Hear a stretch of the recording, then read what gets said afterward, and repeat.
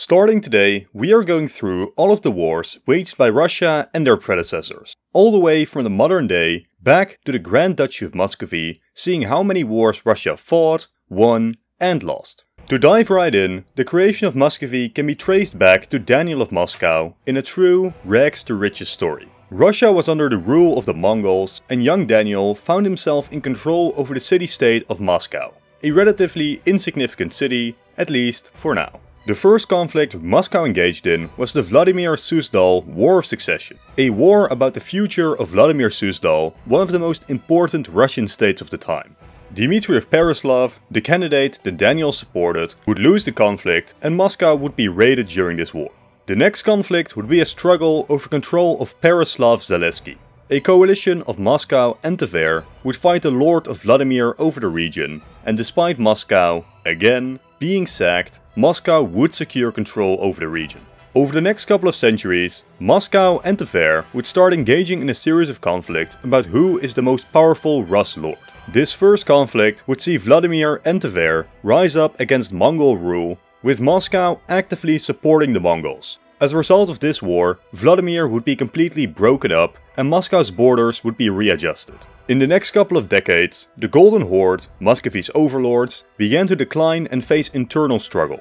In the west of their empire, the Golden Horde would come into conflict with the rising Lithuanians, who would annex many former Rus tributaries of the Horde. As part of Lithuania's expansion, Lithuania also launched raids against Muscovy, supported by Tver, but the Lithuanians would fail to break Moscow. But the Golden Horde, still Muscovy's overlord, was not feeling very well, entering their great troubles, a period of succession crisis in the Horde. During this period, the Muscovites would launch a raid against the Volga Bulgarians, forcing them to pay reparations. During this same period, a coalition faced off against the Golden Horde, hoping to achieve independence, being loosely supported by the Muscovites too. But the Russian forces, in true Russian fashion, got drunk and were crushed. This next war would be absolutely huge for Muscovy's position. The Horde would launch a punitive expedition into Rus lands to punish the Russians for their earlier revolt. Dmitry of Muscovy would manage to defeat the Golden Horde in the first serious victory by the Rus over the Horde. But this would only anger the Horde more, and Mamai, who had recently managed to reunify most of the Golden Horde, began another raid to re-establish Horde control over Rus lands. The Rus would unify their armies under Moscow's control, and the Russians would manage to hold off the Horde invasion. This victory would cement Moscow's place as one of the most important Rus principalities. Sorry for the quick interruption, but by far most of you aren't subscribed. To be notified about the 2 videos I release every single week, consider doing so and maybe like and subscribe too. Thank you. For a while, the Rus acted happy and independently, but don't be fooled. This dude, Tokamesh, the new Golden Horde Khan, was not about to let this slide. He rode up to Moscow and sacked the city, re-establishing the Rus' tributary relation to the Horde. It's now 2 decades later and Lithuania is right on the Muscovite border. This would lead to the 2 states clashing over Lithuania's expansion. This first war would end inconclusively, with both states gaining and losing some land. Skipping over another 2 peaceful decades, we have Uluch Muhammad's campaign. The leader of the newly independent Kazan Khanate invaded Muscovy while the Muscovite civil war was ongoing. Uluch would manage to capture Vasily II, one of the contenders for the Muscovite throne, turning Vasily into his vassal. The larger Muscovite civil war would see the pretender capture Moscow, but Vasily re-establishing control over his entire principality. From here, Moscow would really start to flex their muscle against just about everyone, starting with the Kasim War. 3 Muscovite raids would go into Kazan, and by the end of the conflict, the Muscovites would manage to force the Kazans to release all ethnic Christian Rus enslaved over the past 4 decades. But far more importantly, Ivan III of Muscovy had set his sights north, to the Novgorod Republic. In Moscow's biggest conquest yet, they had defeated the Novgorodians in the Battle of Shalom. 7 years later, the Muscovites would make their annexation of the entire region official. Back south, the Grand Duke went back to Kazan, where the Muscovites would defeat the Kazan Khan and replace him with the Khan's half-brother, thereby turning Kazan into a Muscovite puppet as Ivan III pronounced himself Lord of Volga Bulgaria. Now for most of this video, I have shown Muscovy in green and the Rus tributaries to the Golden Horde in light yellow. Despite this, even while Muscovy is as big as it is now, they would remain an official tributary to the Horde. That is, until now. In what is known as the Great Stand on the Ugra River, the armies of Moscow and the Golden Horde stared at each other for a while, until the Horde armies simply went home. This war is generally considered as the moment where Tatar rule over the Rus, established by the Mongol conquest, finally ended. Now throughout all of this time, the city of Tver still existed, and it was about time that stopped being true. In the brief capture of Tver, the final other previously significant East Slavic state had been absorbed into Muscovy. Which means Muscovy now has to look outside for new enemies. First, we have the First Muscovite-Lithuanian War. Never mind those other Muscovite-Lithuanian wars discussed so far, they don't count, this is the first. With Muscovy on the rise, Ivan III has begun styling himself as the successor to the Roman emperors of Byzantium. With this, Ivan has also claimed to be the defender of the entire Orthodox Church, and much of Lithuania's territory was, in fact, Orthodox. Ivan also claimed to be the successor to the Kievan Rus, which, similarly, encompassed much of Lithuania's territory. This tension would cause many wars in the future. This first war though isn't actually that interesting. There was some skirmishing, but to prevent the war from escalating, Lithuania simply ceded some territory to Muscovy. Meanwhile in the north, the Muscovites and the Swedes had their very first scuffle. Very little happened and no land changed hands. But Ivan sought another conflict with Lithuania, as Lithuania's allies of Poland and Hungary were busy fighting a war with the Ottomans. Moscow's initial successes were huge, and Lithuania was devastated. The entrance of the Livonian Order into the war would allow Lithuania to somewhat stabilize by putting counter-pressure in the north, but that didn't save Lithuania from a massive loss of land. Then, some Muscovite merchants were looted by the Kazan Khan. Russia sent an army to punish them, but it was defeated. To restore peace and prevent another Muscovite expedition, Kazan gave up on their prisoners and the war was over. Back on the western border, both Poland and Lithuania would now be united under the same ruler. Emboldened, the Poles declared war on Muscovy in hopes of reclaiming Lithuania's lost land, but after another short war, neither side achieved victory and the war just kind of ended. Pretty much immediately after, another war erupted, which on paper looks quite unfavorable to the Muscovites. Still, somehow, Moscow actually managed to achieve a very slight victory, gaining the city of Smolensk from the war. Then, upon the death of the Russian Duke, Ivan, soon to be terrible, IV, took charge of the state. But for now, he was Ivan the Toddler at only 3 years of age. In hopes that this would weaken Moscow, Poland and Lithuania again started a war with Moscow. Shockingly though, the Muscovites actually went on the offensive, but Lithuania would manage to recover and the war ended inconclusively. And this would be the final war in the era of the Grand Duchy of Muscovy. In terms of the score sheet, Moscow won 54% of their wars, lost 21% and drew 25%. When converting this to a war score, where nations get 3 points for a victory, 1 point for a draw and 0 points for a loss, Moscow averages out at a 1.9.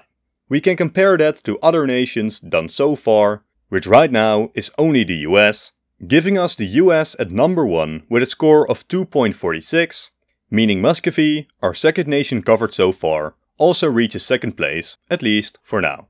This episode kicks off with Ivan IV, who had named himself the Tsar of Russia, thereby ending the era of Muscovy and starting the era of the Russian Tsardom. What crazy wars did the Russian Tsars get up to in this time frame? To start off with a bang, we have the final war between Russia and Kazan. This would be the war that would finally see the Russians fully annex the region, kicking off Russia's conquest of the steppes. Immediately after, we have the Tatar rebellion, where the remnants of Kazan, supported by the Nogai Horde, would attempt to restore the Kazan Khanate. They would fail, and after 4 years of fighting, the rebellion would be crushed. Over in the north, we have Ivan the Terrible's Swedish War. It was a relatively inconsequential war, which came about from tensions between the two sides, as Ivan didn't see Sweden as equal to Russia, therefore forcing Swedish ambassadors to deal with the governor of Novgorod instead of Ivan himself, remarking, "Novgorod's governors are descendant from sovereign rulers of great empires, whereas your parents sold oxen at a market several decades ago." Ouch. Still, little actually happened during the war and it would end in a white peace. To the south, the once great Golden Horde now no longer exists. The new horde, the Astrakhan Khanate, would be quickly attacked by the Russians, and so, for the first time ever, Russia would reach the Caspian Sea and Russia's position in the south would be greatly bolstered. But back north, Ivan's quips did little to save him from the wrath of the Swedes. Russia would engage in combat with Sweden and Denmark over Baltic territories, initially achieving some military successes. Things would change, however, when Poland-Lithuania got involved. The new coalition would manage to push back and defeat the Russians. In the peace deal, Poland-Lithuania gained much of the Baltic and removed some lands from Russia, while Sweden and Denmark divided up Estonia, and Sweden took Ingria, devastating Russian ambitions in the Black Sea. A catastrophic defeat for the Russians. But in the steppes, the Russians would achieve more success. In the first true clash between future rivals, Russia and the Ottomans went to war, as the Ottomans hoped to support Crimea in a reconquest of Astrakhan. A Russian counteroffensive would force the Ottomans back, and 70% of the Turkish army passed away from freezing. A random storm in the Black Sea would also destroy the entire Ottoman navy in the region. An embarrassing defeat for the Turks. But, not to be deterred, the Ottomans immediately planned a new invasion. A force of 100,000 Ottoman and Crimean troops led an invasion of Russia. In what would become a staple of Russian military strategy, they would retreat further and further inland. The Crimeans would manage to burn Moscow down, but following that, Russia would manage to destroy the Tatar armies completely. This war is often seen as the final moment where the Tatars seriously threatened Russian independence, or at least control over the southern steppes. We then have several very small-scale conflicts regarding the Russian conquest of Siberia as Russia crossed the Urals. These have been oversimplified as a single war, with the thing that truly kicked off Russian colonization being the conquest of the Khanate of Sibir. From this conquest onwards, Russian explorers, soldiers, Cossacks and merchants slowly took control over all of Siberia over the course of the next 2 centuries. Then we have Boris Godunov's Swedish War, Boris Godunov being the regent of Russia. This war is commonly regarded as a draw, where Russia regained control over Ingria, but had to accept Swedish control over Estonia. In Finland, the two parties also discussed where exactly their border lay. Then, the devastating Polish-Muscovite War. Tsar Fyodor I had passed away childless in 1598, causing the times of trouble in Russia, a terrible time for Russia, which included a succession crisis and the end of the ruling Rurik dynasty. Poland hoped to exploit this weakness by supporting pretenders to the Russian throne, hoping to install a puppet Tsar. Sweden initially fought the Poles as well, but later switched sides to fight the Russians instead, starting the parallel Ingrian War, where the Swedes too hoped to place a Swedish duke on the Russian throne. Let's discuss the Ingrian War first. The Swedes failed to conquer Russia, but they had many successes regardless, and in the peace deal would once again seize Ingria, denying Russian access to the Baltic Sea for the next century. Back over to Poland, the Poles would manage to occupy Moscow, but would fail to retain permanent control over the city, nor establish a Polish puppet Tsar on the Russian throne. With the ascendancy of Michael Romanov, the first of the Romanov dynasty of Russian Tsars, the war would end. Still, despite Polish failures to subdue Russia fully, the Poles would still achieve significant land gains. During these conflicts, Ivan Bolotnikov would launch a revolution against the Tsar, hoping to remove the nation's elites. He would be crushed. The following Smolensk War would see Russia attempt to reconquer lost territories, most importantly the city of Smolensk, but as the main Russian force was defeated, the war was concluded. Which leads us to the very first Russo-Persian War, also known as Alexis I's Persian War. It was a minor conflict where the Safavids destroyed some Russian forts in disputed lands before both the Shah and the Tsar agreed to end the conflict, a minor Russian defeat. Another faraway conflict for Moscow sees it engage in its very first confrontation with China, as Russia's explorers go further and further east. The main conflict was about Russian expansion into Manchuria north of the Amur River, which was unacceptable to the Chinese. Unsurprisingly, China managed to destroy the Russian forts, and Russia would sign the Treaty of Nerchinsk, recognizing Chinese control over all of outer Manchuria. Back in Europe, a massive battle for Eastern Europe is about to begin. A group of Cossacks have revolted against Polish rule, aligning themselves to Russians. The Russians would make massive successes against the Poles. To make matters worse, Sweden also joined the invasion in what would become known as the Deluge, where about a third of the Commonwealth's population would be lost. The very independence of Poland came under threat, but the intervention of Prussia and the Habsburgs on the side of the Poles, as well as Russian intervention against the Swedes, would lead to Sweden slowly backing off. From here, the war goes back to being a one-on-one between Poland and Russia, eventually leading to Russia annexing a significant chunk of territory from Poland. From this moment forwards, due to Polish population and territorial losses, Poland essentially stopped being an Eastern European superpower.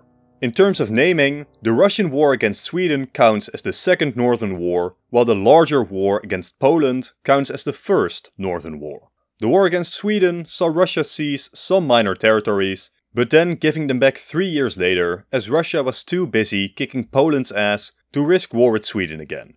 Internally, the Bashkirs rebelled against Russia for taking away their feudal rights. Militarily, Russia could have just suppressed the rebellion, but because they were busy fighting Poland, they chose to negotiate with them instead, ending the rebellion. Stefan Razin was not as successful, as he would lead a Cossack uprising against the government, temporarily turning Astrakhan into a Cossack republic, hoping to expand this new republic further along the Volga. His armies would be routed and defeated. Next are a series of wars against the Turks, with the first one being Fyodor III's Turkish War, revolving around conflicting claims on territory in southern Ukraine. The war would end inconclusively, with both sides accepting the Dnipro as the border for now. Because only 2 years later, Russia would go to war with the Turks again, this time in a major alliance with Poland and Austria. This league was headed by Austria, and it was the very first time that Christian states pushed back significantly against the Ottomans, as the Habsburgs conquered most of Hungary in this war. Russia, meanwhile, seized full control over the very important Azov region on the Black Sea, setting up for Russia's future Black Sea ambitions. Over in the Urals, the Bashkirs would again revolt against Russian rule. Militarily, the Russians were successful in crushing the worst of the revolt, but to fully end it, the Russians had to give some concessions to the revolters. In the Don region, another Cossack rebellion would attempt to gain autonomy from Moscow's central rule. The rebellion would be crushed. Peter the Great's Kievan War would see a Russian commander attempt to conquer the Kievan Khanate, this state all the way down here. Interestingly, he actually achieved some military success, but was then tricked into meeting with the Kievan Khan, who pretended to surrender. The Russian commander would be ambushed and killed. Peter decided not to avenge this loss, since as you'll soon see, he was busy elsewhere. This Kievan War would however be the first of the Kazakh-Russian conflict, where over a period of about a century, the Russians would slowly consolidate control over what is now Kazakhstan. But to conclude the video with a banger of a war, we have the third installment of the Northern Wars, and like all trilogies, it's the best. The main war would see Sweden fight the Poles, pushing so far that both Warsaw and Krakow, the two biggest cities, fell into Swedish hands. This would lead to Russia intervening against the Swedes to prevent Swedish hegemony in Eastern Europe. Despite this, the Swedes would continue to win great victories until the main Swedish army was caught behind enemy lines, defeated, and the puppet regime that Sweden set up in Poland fully collapsed. This would lead to the Danes jumping in on the fun as well, as just about everybody became set to destroy Sweden. Slowly but steadily, the Swedes would be pushed back by the coalition, until the Swedes just couldn't hold on any longer. The peace deal would see Sweden stop being a great power, losing some territory to Prussia, but more importantly, losing control over Ingrian and Finnish lands, as well as the entire Baltics, with everything going to Russia. This war would cement Russia as the dominant Eastern European power, with both Poland and Sweden defeated. As a side note, to the south, the Ottomans had started a parallel war, and while they wouldn't make massive victories, the Russians did have to cede Azov back to the Ottomans. Would Peter the Great let this slide on his Black Sea ambitions go? After winning the Northern War, Peter the Great would announce the creation of the Russian Empire, separating itself from the Tsardom that came before. As a new regime, it will get its own video next week. So, how successful was the Russian Tsardom in wars? It won 48% of the wars they participated in, lost 30%, and wars ended inconclusively the other 19% of the time. Turning this into scores, with 3 points for victory, 1 point for draws, and 0 for losses, the Russian Tsardom gets placed at the bottom of our list so far, behind its predecessor, Muscovy.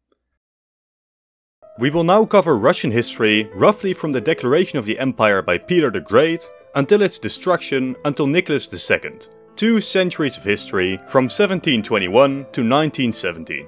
Will the Russian Empire beat its predecessors and have a successful military record? Let's find out. We start off with a Persian expedition of Peter the Great, where Peter hoped to carve up Safavid territories around the Caucasus to prevent the Ottomans from taking advantage of the declining empire, which was struggling in a war with the Afghans at the time. The Russians would achieve an absolutely massive victory, pushing deep into Persia all the way up to Astarabad. Next, for the first time ever in this series, we move away from a map of just Eastern Europe, as Russia was getting more and more involved in continental events. The Polish War of Succession was, surprisingly, a war about Polish succession, between Augustus III, supported by Russia and Austria, and Stanislav I, supported by France. The main war was between the Habsburgs and the Bourbons over Western Europe, and in this regard, the war was a compromise, with the Habsburgs losing Naples and Sicily to a relative of the Spanish king, while the candidate to the Polish throne was installed on the throne of Lorraine instead, with promises of future integration of Lorraine into France. Still, for Russia, their candidate for the Polish throne, who also happened to be the Duke of Saxony, was indeed installed. So, while a Habsburg draw, I count it as a Russian victory. We then have the Russo-Austro-Turkish War, which was very interesting. All the territory that Russia had taken from Persia were returned to them, in order to secure Russia's southern border and gain Persian support in this conflict. As a result of this war, Russia would regain the incredibly important naval base of Azov in the Black Sea. Next up, can women rule the Habsburg realms? Yes, said Charles VI, after failing to produce any male heirs. Now, if we're being honest, most of Europe didn't really care too much, but the real question was, could France and Prussia push Austria around in this moment of domestic instability?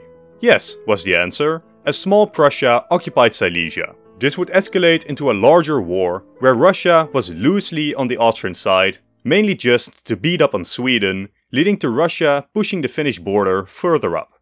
Then internally, we have a fourth Bashmir rebellion, but this time there would be no compromise. Imperial forces crushed the revolt with no mercy. But it's time for another Europe-shattering war, the 7 Years' War. Fought primarily to decide who's boss between Austria and Prussia and France and Britain, Russia got involved on the Franco-Austrian side.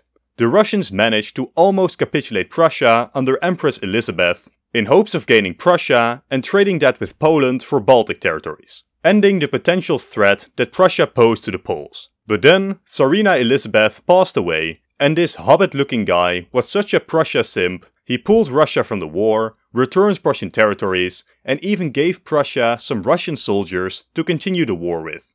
We then have the War of the Bar Confederation, where Polish nobles revolted in hopes of removing Russian influence on the nation and halting the king's ambition to reform the government of Poland. The Russians would march in to defeat this rebellion. Parallel to this conflict, the Kolivshnika, some Ukrainian nobles, also revolted against the Poles and were also crushed by Russian forces. Around the same time, Catherine the Great's First Turkish War was also taking place. A war which would massively bolster Russian power as the Crimean Khanate became a Russian puppet, further opening the doors to Russian domination of the Black Sea. But this Russian victory also made the Austrians jealous, which threatened a Austro-Russian war. To keep both sides happy, Prussia came up with a brilliant plan. Russia already occupied parts of Poland anyways, let's just carve up Poland together, which the three states then did, further decimating Poland. Internally, we have Pugachev's rebellion, another Cossack rebellion against the Russians. Russian victory in this war would see Russia cutting down on Cossack autonomy and privileges. The Turks then hoped to restore their lost land and domination over the Black Sea, only to be pushed back and further cementing Russian domination over the Black Sea coast. Simultaneously, the Russians were fighting a war against Sweden. It was a minor conflict which would see no significant changes to the borders. But we can't go too long without a war in Poland. as Catherine the Great intervened to prevent the Poles from reforming their political system, which would lower Russian influence on the nation. After a brief war, the Poles sued for peace, and the Russians and the Prussians further partitioned Poland. 2 years later, Tadeusz Kościuszko would attempt to liberate Poland-Lithuania from external influence, only to be the cause for its demise. After the defeat of the revolt, the Prussians, the Austrians and the Russians would divide up the remaining Polish territory, and Poland would not reappear on maps for another century. Down south again, Russia would engage in further conflicts with Persia. Russia's forces were successful militarily, but upon the death of Catherine the Great were forced to pull back, and the end result was inconclusive. This makes us enter the era of the French Revolution. The French decided that they no longer liked the royals, so they killed them. The First War would see most of Europe team up against the French, but the French won, actually, due to this striking French general. Russia wasn't actually involved in this war, but they would participate in the sequel, the War of the Second Coalition. Russia would join military operations in the lowlands and Switzerland before leaving the war over disagreements with Britain. The rest of the war would be a mild victory for the coalition, but they would fail to destroy French power. The following War of the Third Coalition saw Russia once again joining up against the French, now led by this short man who had proclaimed himself emperor. This war Russia would stick through to the end, and Napoleon and his Grand Army would decisively smash the coalition, taking control over most of Central Europe. To take his mind off matters, Tsar Alexander would go wage a war against the Persians, in which he would successfully seize control over the Caucasus. Good job, Alex. Sadly, he wasn't as successful in the War of the Fourth Coalition, in which France would smash through Prussia, forcing both Prussia and Russia to become allies of his regime. To great annoyance of Tsar Alexander, Napoleon would also create a puppet regime in the Duchy of Warsaw. Following this war, Russia would remain on the sidelines of Napoleonic politics for a while. As Europe continued to fight, Russia would focus on the Turks, fighting a 6-year-long war which would eventually result in Russia seizing Bessarabia from the Turks. This war would be the start of the largest string of being undefeated that we've seen so far. During the same period, Russia would fight a limited naval war with Britain, though there was little actual fighting. It was mostly a diplomatic move to stop trade between the two nations. We then have the Finnish War, which was, surprisingly, a war over Finland, finally seeing the Russians remove the Swedes from the region. As a consequence of this war, the Swedish royal house would fall, being replaced by Napoleon's marshal, Bernadotte. The Russians would then get involved in a minor way in the War of the Fifth Coalition, this time though fighting on Napoleon's side. Unsurprisingly, France and Russia came out victorious in this war, with the Russians seizing minor Austrian territories in Poland. But now, we've reached the real kicker, the thing we've all been waiting for, the French invasion of Russia. With a force of 500,000 soldiers, Napoleon invaded Russia and managed to capture Moscow, assuming that this show of force would lead to Russia's surrender. It didn't. And as Napoleon's supplies were dwindling, he would start a retreat to save territory. But during this retreat, he would see 90% of his army dying to freezing, malnourishment and Russian harassment. Russia would pursue the French all the way back to Poland, taking control over the Duchy of Warsaw. This would lead to Russia joining in the formation of another coalition. This one would see the allies from all sides encroach on France. And in a final push, Russia would be the one to capture Paris. And after the end of the war, the Congress of Vienna would completely reshape Europe, with Russia gaining control over Poland as a result. Napoleon would then attempt to return to power once more, but the anti-Napoleon club beat him again. Napoleon was exiled to St. Helena, never to be seen again. We then have another long-term conflict, the Caucasian War. This was a conflict across 5 decades, where Russia, slowly, consolidated its control over the northern Caucasus. After the death of Alexander, his heir presumptive, Constantine, had secretly declined the succession, leading to Nicholas I becoming emperor. Still, a couple of military forces launched a coup in favor of Constantine anyways. The coup would fail, and the people responsible were exiled to Siberia. Nicholas I's Persian War would see Russia, for the 3rd time now, seizing Armenia and Azerbaijan from the Persians. Russia would then involve itself in the Greek War of Independence, as it seemed like the Turks may just win the war and regain control over Greece. At the Battle of Navarino, Russia, France and Britain would destroy the Ottoman fleet, facilitating Greece's independence. A year later, Russia would fully declare war on the Turks when the Turks closed off the Bosphorus. As a result of this war, the Greeks would achieve full independence. Poland then launched a major uprising against the Russians, also joined by Lithuanians, Belarusians and Ukrainians. After some initial successes, the revolt would be brutally crushed by Russia, and Polish autonomy within the Russian Empire would be abolished. Russia then got involved in the Second Turco-Egyptian War. The Egyptian ruler, Muhammad Ali, had gotten a bit too ambitious, and fears were mounting that he may be able to march into Anatolia and even threaten Constantinople. Russia here actually supported their arch-enemy, the Ottomans, ensuring that Syria got returned to them and the Egyptians remained a nominal vassal. Next up is not necessarily a war, but a process, the Russian conquest of Central Asia, coupled with the British-Russian rivalry known as the Great Game, where over the course of 6 decades, Russia would slowly consolidate control over Central Asia through a mix of war and diplomacy. Then we have a couple of rebellions. First, one in Guria, done by local Georgians, who overran the Guria province before being slammed down by the imperial army. The other rebellion was the Shurshah rebellion, where several non-Russian peoples in the Kazan region rose up to protect their feudal rights, which Russia was slowly eroding. These two would be brutally repressed. Then, as the final Russian victory in this amazing run, we have the Hungarian Revolution. Hungary was rising up against Habsburg rule, fighting for their independence, and coupled with a war in Italy, it now looked like the very existence of the Habsburgs as a great power was at risk. The Austrian Emperor, Franz Joseph, had to kiss the hand of the Russian Tsar, and in return, in the name of the Holy Alliance, Russia came in to protect the Austrians and defeat the Hungarian revolt. But Austria wouldn't repay the favor in the next war, where we see the first Russian defeat in half a century, the Crimean War. Assuming he would score an easy victory against the Turks, Tsar Nicholas would be in for a surprise, when France, Britain and even Sardinia-Piedmont defended the Turks. The Austrians, whom the Russians expected to support them, simply remained neutral, even leading towards the Ottoman side, fearful of Russian Balkan ambitions. In a brutal war for both sides, the Russians eventually surrendered and lost some territory in Bessarabia. The territorial losses were minor, but, very humiliatingly, Russia had to demilitarize parts of the Black Sea. And in this moment of Russian weakness, we have a bunch of rebellions again. The Mathura rebellion saw a peasant revolt in Estonia be crushed. The next conflict came about by a misunderstanding. This man, Alexander II, a man brave enough to say no to facial hair hygiene, had abolished serfdom. Some peasants interpreted this as, cool, we're completely free now. But no, they still had to pay high rent to their former lords to use their lands. This misunderstanding would lead to the revolt, which would be crushed by the army. The Poles would then try to break away from Russia again, hoping to restore a Polish-Lithuanian state. This revolt would be brutally repressed, with deportations to Siberia and public executions until the revolt finally died down.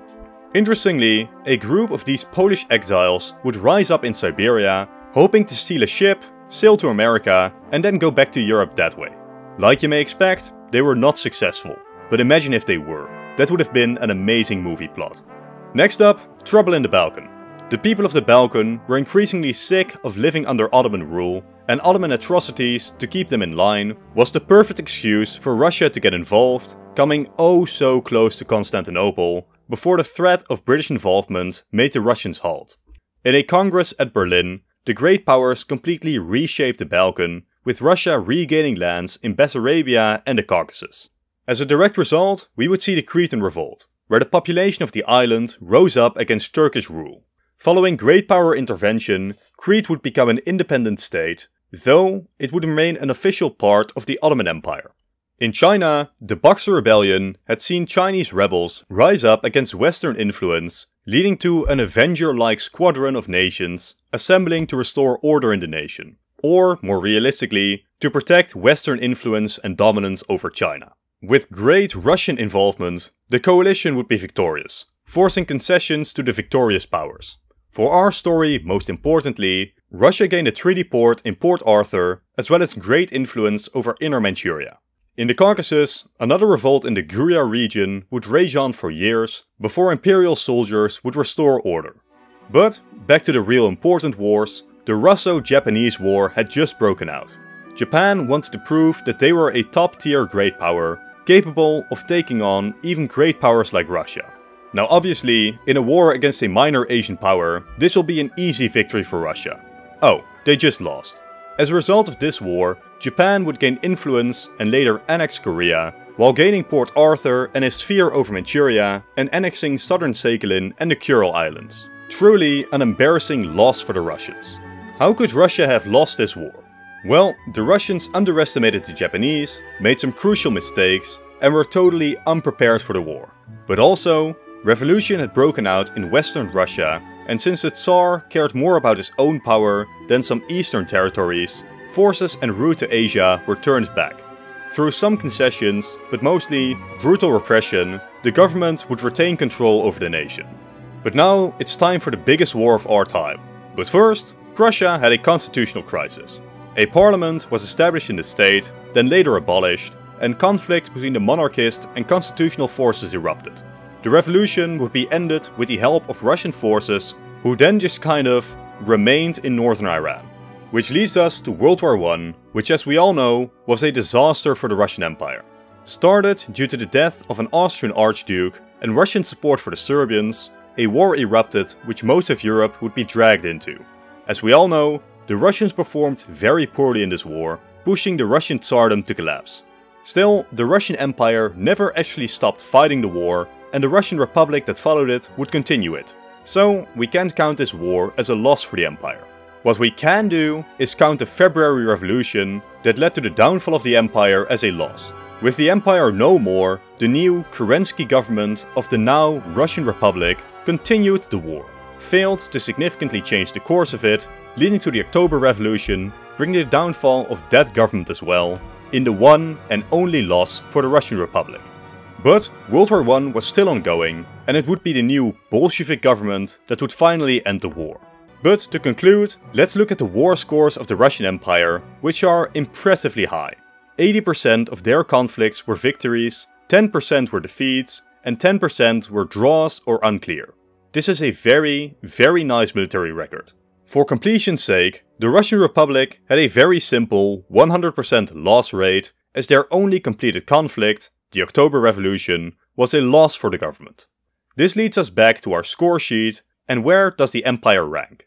Well, we find out by giving 3 points for victory, 1 for draws and 0 for losses, leading to a total score of 2.5. Extremely impressive. This puts the Russian Empire firmly at the top of our list, beating out even the United States. Now I don't want to start including small, insignificant regimes, which will clutter up the list, but if we were to include the Russian Republic, it would obviously be at the bottom with a neat score of 0. This episode will deal with the wars of the Bolsheviks, the Soviet Union and modern Russia, giving us a full list of the wars of Russian history. In this episode, we have a civil war for the very soul of Russia, the peak in Russia's worldwide power, and arguably the weakest it has been in for centuries, relatively speaking. And we start off with a bang, as the Russian government is in just about the worst situation you can possibly imagine. World War I is still ongoing, with German forces occupying the West, but also, as a result of the Bolsheviks seizing power, anti-communist elements have started a civil war. Some regions are even considering declaring independence. But this man, Trotsky, has a brilliant idea for resolving the war with Germany. Let's not sign a peace deal, where we would have to give land to Germany, but let's also no longer fight the Germans, so hopefully they'll just get bored and go west. What a great idea, oh no. The Germans just pushed very far without any opposition. At this point, Lenin just bit the bullet and signed the Treaty of Brest-Litovsk, finally ending World War I for Russia, though at great cost. But we can worry about the lost land later, let's focus on the Russian Civil War. We will go into detail on some specific wars later, but the main war is between the Red Army, fighting for a Bolshevik, communist Russia, and the White Army. A strange mix of ideologies, some monarchist, some democratic, all disliking communism. The Whites would initially take control over much of the East, supported by many of the former Entente, as a group of Czechoslovaks took control over the railway connecting east to west in Russia. The war would be long and hard, but eventually, through control over the more prosperous West, the Bolsheviks ensure control over the entirety of Russia. But while the Russian Civil War wasn't going, there were several independence wars linked to it. The German Empire had since collapsed, which left their former conquests in Eastern Europe in dispute. One of the most important conflicts of these was the Ukrainian War for Independence. Essentially, a civil war between Bolshevik-supported Ukrainians hoping to join Ukraine as an autonomous part of a future Soviet Union, while the other side preferred a fully independent, non-communist Ukraine. This conflict would last for the entire duration of the Civil War, but eventually the Bolsheviks would achieve victory. Over in Kazakhstan, the Alash autonomy had declared independence from Russia as well, and in the Kazakhstan campaign, the Bolsheviks would reclaim the territory. But the Bolsheviks wouldn't be as successful in the Finnish Civil War, where white and red forces went head to head as well. The Germans, before they had collapsed, had helped the Finns achieve independence, with the territory successfully removing themselves from Russian orbit. We then have a war over Sochi, this small region here between Georgia and Russia. Following British arbitration, the two states swapped around some lands, and the border we still see today, at least officially, were born. A triplet of wars then need to be discussed in the Baltics, as Latvia, Estonia and Lithuania are all fighting for their independence. Initially, the Bolsheviks mounted some successful offensives, but through support from German volunteers, France and Britain, as well as the sheer bravery of the Baltic states themselves, all three would manage to achieve full independence. Back in Georgia, South Ossetia would attempt to break away from Georgia, supported by the Bolsheviks. This uprising would eventually be crushed by Georgian forces. This leads us to perhaps the greatest of these wars which we need to discuss, the Polish-Soviet War. While the Bolsheviks were busy fighting their civil war, Poland hoped to seize lands out west from the distracted Russia, to set up Poland in an as favorable position as possible upon independence. The Bolsheviks did not take kindly to this attack, and in a counteroffensive they almost took Warsaw, threatening the very independence of Poland and future Soviet maneuvers into Central Europe. But in what would become known as the miracle at the Vistula, the Poles not only managed to preserve their independence, they once again managed to push significantly and got a very favorable peace deal, annexing much of western Ukraine and Belarus. While all this was going on, the Turks were fighting for their independence against the Entente powers. The Soviets would provide aid to the Turks, allowing them to achieve full independence and preserve their territorial integrity in Anatolia. In the same area, we have another triplet of wars as the Bolsheviks restore order in the Caucasus. As the Bolsheviks become more dominant in the overall civil war, 3 invasions would end the independence of Georgia, Armenia and Azerbaijan. Over in Asia, Baron Ungern Sternberg, part of the White Movement, had seized control over Mongolia. In response, the Bolsheviks would create puppet regimes in both Mongolia and Tannu-Tuva after an invasion. The Soviets would decide to not annex or integrate these lands into the Union, as China still considered these territories part of their domain. Thus, integrating these underdeveloped lands wasn't worth upsetting China over. Central Asia would be pacified during the larger civil war, but in the Basmachi movement, long-term resistance against Bolshevik and later Soviet rule would continue for over a decade, before the region would finally calm down. As the final war for the Bolsheviks, there was the East Karelian Uprising, where the East Karelians hoped to achieve independence, supported by the Finnish. They had hoped Finland would support them fully, but by this point, the Bolsheviks had mostly secured their victory in the civil war, and thus, Finland didn't want to risk another war with the Bolsheviks. Without Finnish help, the East Karelians would be destroyed. With that, the civil war was over, and the former Russian Empire was now a collection of Soviet Federative Socialist republics. These would all be united in 1922, when Lenin officially founded the Soviet Union. This ends the era of the Civil War and the Bolsheviks, and officially starts the era of the Soviet Union. All in all, the Bolsheviks would have a pretty rough military record. They had won 56% of their wars, lost 39%, and drew 6%. This is the highest percentage of defeats so far, if we don't count the Russian Republic at 100%. Adding in the points, this gives the Bolsheviks a score of 1.72. Let's see if the Soviet Union can do better. And the Soviets start right off with a strong string of conflicts, as Georgia revolted in the hopes of creating an independent state. Stalin would brutally repress this revolt as a sign for things to come under his rule. A border conflict would then erupt against Afghanistan over the islands of Ur-Tatagai.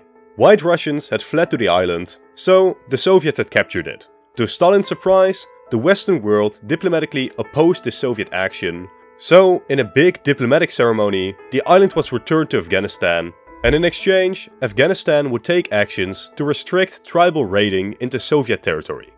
The next conflict was in China, as the Chinese attempted to gain full control over the Chinese Eastern Railway, previously jointly controlled by both the Soviets and the Chinese. This would be the first major conflict since the Russian Civil War, and Soviet victory in this war was very big in showing off the Union's new, professional army. The railways would be returned to joint custody. The Red Army would then intervene into Afghanistan twice. The first intervention was meant to support the ousted king of the nation, Amanullah Khan, in the Afghan Civil War.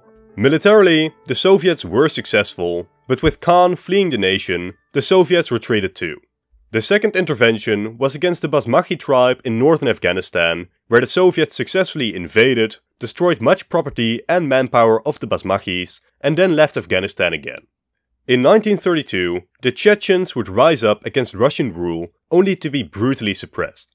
The Japanese seized Manchuria in 1931, and along the now long Japanese-Soviet border, there would be many on and off border clashes. Most of these clashes were minor, but after a Soviet victory in the Battle of Khalkhin Gol, the two sides would sign a neutrality pact, as Japan decided to focus on war with the West rather than with the Soviets.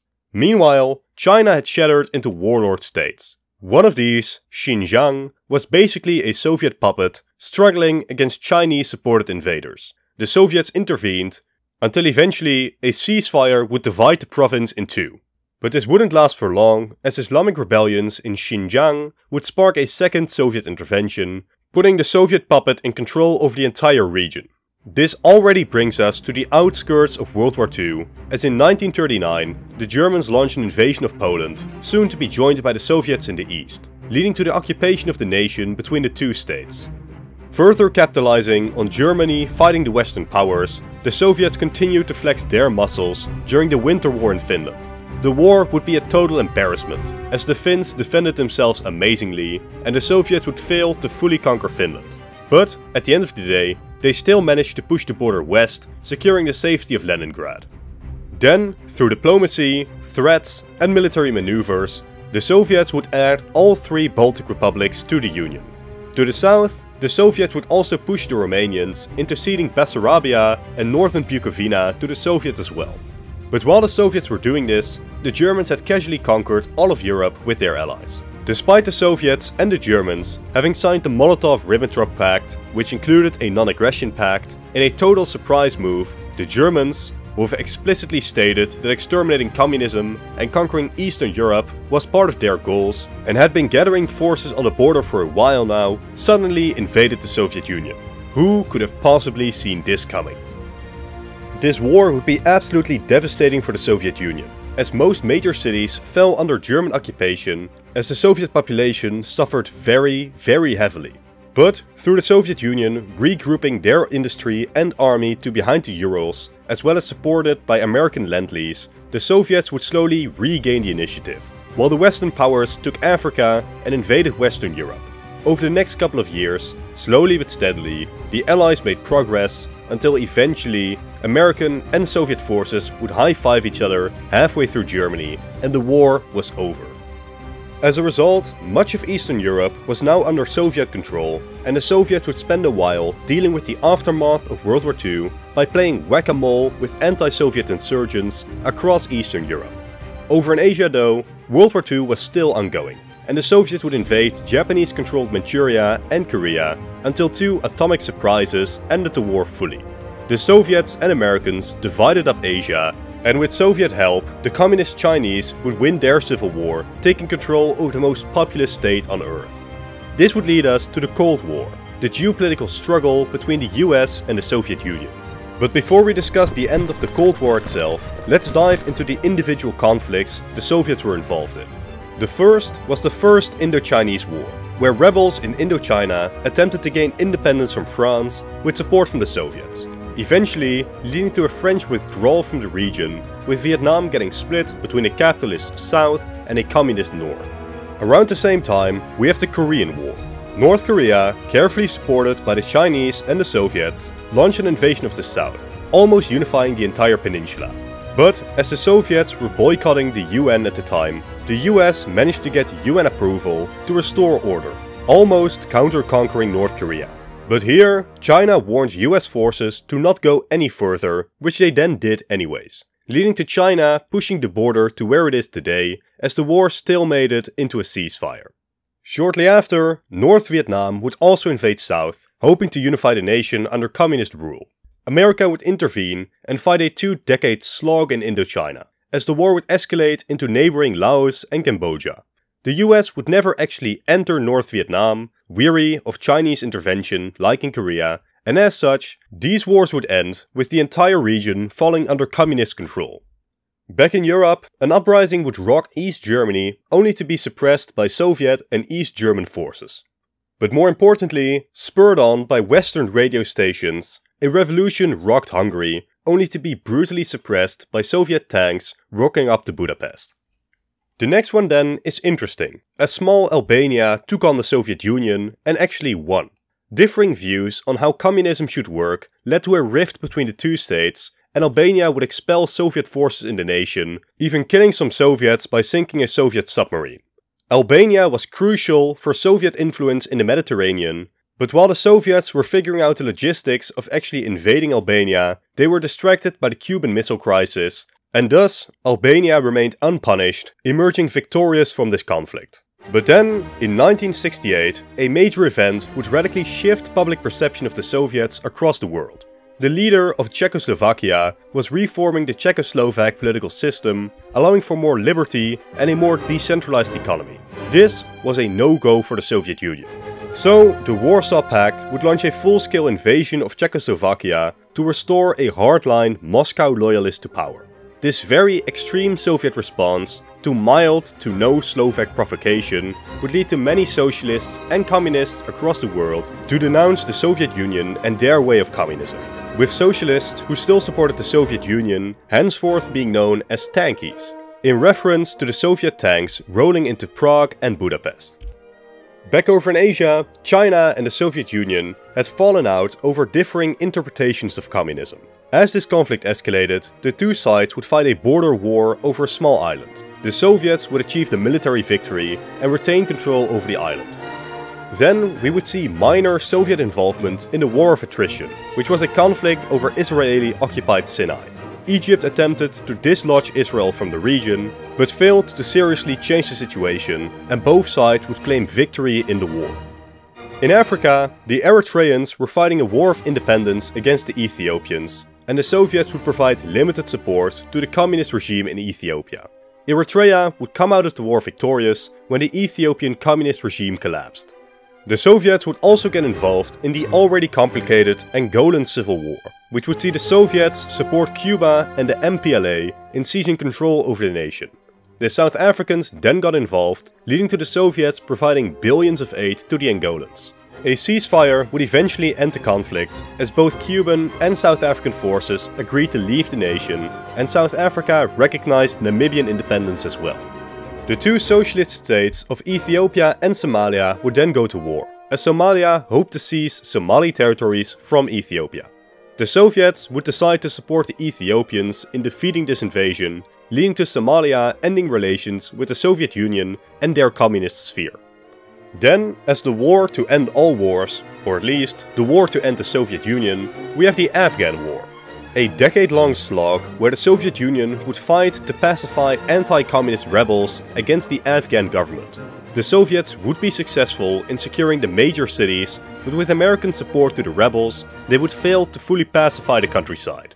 The cost of this war and the body bags going home to the Union are considered to have contributed to the fall of the Soviet Union. The climactic conclusion to the Cold War would see the complete collapse of the Soviets and the near full collapse of communism. Across the former communist world, most governments collapsed, while the East German puppet regime rejoined the West. And obviously, most importantly, the Soviets no longer existed. The Soviets had lost the Cold War. So, with the Soviet Union no longer existing, how successful were they in wars? They won 66%, lost 14%, while drawing 21%. A pretty solid military record, they reach a total score of 2.17. Let's conclude the series by diving into the final wars of modern Russia, also known as the Russian Federation. We start off with the Georgian Civil War, where the military launched a coup against the democratically elected government. The Russians would successfully support the military coup against any attempts to restore democracy in the nation. While this was ongoing, Russia also involved themselves in the attempts by Abkhazia and South Ossetia to break away from Georgia. Through Russian support, both states would achieve de facto independence, though very few states, even today, recognize this independence. Next up is the Transnistrian War, where again, Russian forces would support a breakaway regime in a post-Soviet state, this time Moldova. It was an uprising of the Russian minority in the nation, resulting in de facto Transnistrian independence to this very day, although, again, this independence is pretty much unrecognized across the world. The East Prigorny conflict would see the Russians fight against Ingush rebels in North Ossetia, leading to Russia expelling the Ingush people from the region. Russia also got involved in the Tajikistani Civil War, a very complicated affair which saw democratic, nationalist and Islamic forces fighting against the president of the nation. The Russians would support the official government, who would eventually manage to mostly reclaim control over the state. Then the First Chechen War, where the Chechens attempted to break away from Russia. Embarrassingly, Russia would fail to break this revolt, leading to Chechnya becoming de facto independent, though remaining an official part of the Russian Federation. But the Chechens would push their luck by supporting an uprising in Dagestan, hoping to replicate their success and create another Islamic separatist regime in the Caucasus. This was a miscalculation, as Russia would regain control over Dagestan and in retaliation began the Second Chechen War. This time under new President Putin, who wanted to show everyone how much of a tough guy he was. By completely destroying Grozny, the capital of Chechnya, Russia would manage to restore control over the region. Then, in a war mostly forgotten by the Western world, Russia invaded Georgia in 2008, doubling down on Abkhazian and South Ossetian independence, expelling many Georgians from those regions. Meanwhile, Islamists would continue to fight against Russia in the North Caucasus in a low-intensity conflict, which Russia would eventually manage to mostly quell. This leads us to one of the biggest modern wars, the Russo-Ukrainian War. It started in 2014, with Russia seizing Crimea, while igniting and supporting a separate conflict in the Donbass. Again, a move done by Putin to show everyone how much of a tough guy he was and gain more popularity in Russia by reasserting Russian power on the world stage. This war would be escalated in 2022 when Russia launched a full-scale invasion, initially to great success, but soon going significantly less favorable for Russia. Only time will tell how this war will end. Russia is also involved in the Syrian civil war, where Russia supports the Syrian government of Assad against opposition forces. This war too is still ongoing, so we can't call it either way. Then, the final one, I bet very few of you know about. The Central African Republic Civil War, where Russia is supporting the official government against opposition forces. Again, this war is still ongoing. This leads us to the score sheet of the Russian Federation. 21% of their wars are still ongoing, and as such will be disregarded.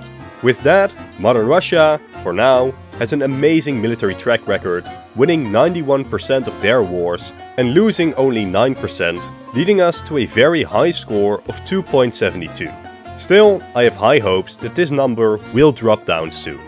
So, what's Russia's track record from the Grand Duchy to today? With 160 war fought, 2% are still ongoing and won't be counted any further. 66% of these wars were won, 16% were lost, and a further 18% were drawn, giving us a total score of 2.15. Comparing this to the only other full nation we've done, the United States, this places Russia in second place. But in terms of individual regimes, we need to add the Bolsheviks, the Soviets, and modern Russia to our list. The Bolsheviks just barely stay away from the bottom, pushing the Tsardom down another spot.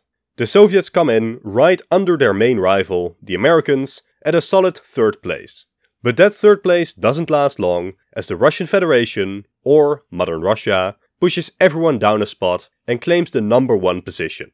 This concludes my series on all Russian wars. Let me know if you liked it and what nation you'd like me to do next. This was very much an experiment, so if it fails and you guys don't like it, I won't do it again. But for me, this series was a lot of fun.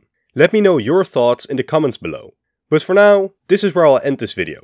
Thank you all for watching, consider leaving a like and a comment to support the content, and subscribe for 2 more videos every single week. To continue watching, click on one of the 2 videos on screen now. Again, thank you all for watching, and goodbye.